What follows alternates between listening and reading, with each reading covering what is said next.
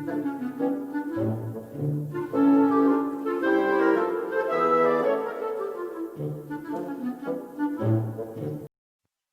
morning. It's Sunday, July 5th, the day after Independence Day. And I have some breaking news coming straight out of the White House.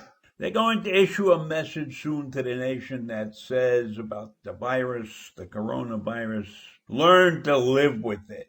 We're opening this country up. You have to live with it. Now, I don't know what that really means since we have been living with it. Not normal living, but we've been living with it. So this change in attitude must be because they're throwing in the towel. They don't know what the fuck to do. So now it's learn to live with it. And they're just telling us this now after we just had 55,000 brand new cases, setting a new record. And this is that they're throwing in the towel because they don't think this thing is going to go away before the November election. So now they're coming out with a plan to learn to live with it. So Trump's top advisors have convinced them to tell the country they have to figure out a way to press forward despite the coronavirus. And they're going to substitute some therapeutic drugs. They're going to show some key component for doing that. And the White House will increasingly emphasize the relatively low risk most Americans have for dying from the virus.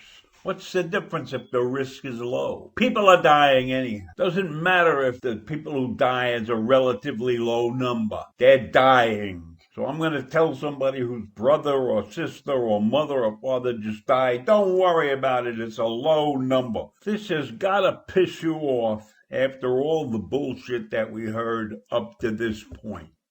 Just in case you don't remember, here's a quick reminder. For nearly 6 months, the administration has offered a series of predictions and pronouncements that never came to fruition.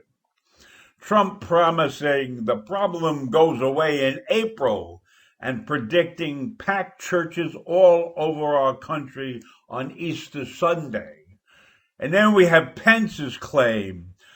By Memorial Day weekend, we will have this coronavirus epidemic behind us. And Jared Kushner, the junior asshole, pronouncements that this country would really be rocking again by July because Americans were on the other side of the medical aspect of it. What the fuck is the medical aspect? And all of these pronouncements followed the White House initial message, which came in January, that the virus wasn't a threat at all. Asked if he was worried about a pandemic, Trump said at the time, it's one person coming from China. We have it under control. It's going to be fine. Now they're telling us, live with it. Bullshit. Then sometime in March, we realized that we needed a robust response against this virus. And Trump tweeted, we will win this war.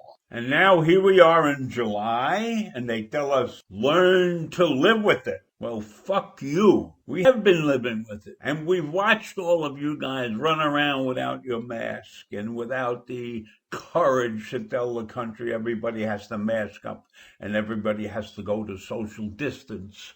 If you did your damn job, you wouldn't be telling us now, learn to live with it. And then in April, you're getting antsy about the economy. And what do? You tweet, liberate Michigan, liberate Minnesota, liberate Virginia. And within days, he decided to shift responsibility and dump the whole thing on the governors, right? You made it a state problem instead of a federal problem, which would be your problem. And in the last couple of weeks, the country is back. Face coverings and social distancing are optional, even as the number of coronaviruses spiked all over the country.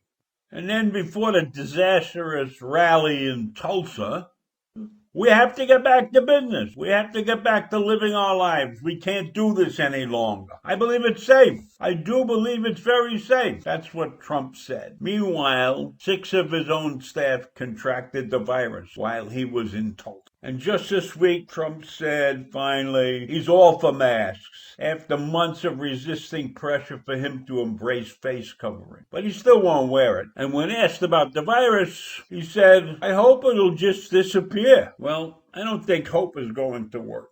And I believe that Dr. Fauci's prediction of maybe 100,000 cases in one day is liable to happen. And all we're getting next week will be learn to live with it. Well, if the cases keep spiking like they are, we won't be doing much living. People will not be going out of the house much anymore. They're scared shitless now, except for the young and dumb, or maybe the old and dumb. But in any event, nobody's prepared to learn to live with it.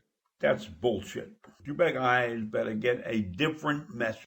Another thing that seems to be happening is that there are going to be more press briefings. You know, they disappeared for a while because the White House press corps was too tough on the president. So they're taking these meetings now and they're moving them around so that the White House press corps is not involved in the meeting because they ask tough questions. And maybe because they're too familiar with the situation, whatever it is. So those meetings are going to take place more often now, and it'll be Pence's job to keep everything under control. So I don't know what's going to happen, but I sure as hell know that learn to live with it is not the answer. That is nothing but a fucking cop-out. So that's it for me today. Stay safe, wear a mask, don't listen to these assholes. I'll see you in the morning.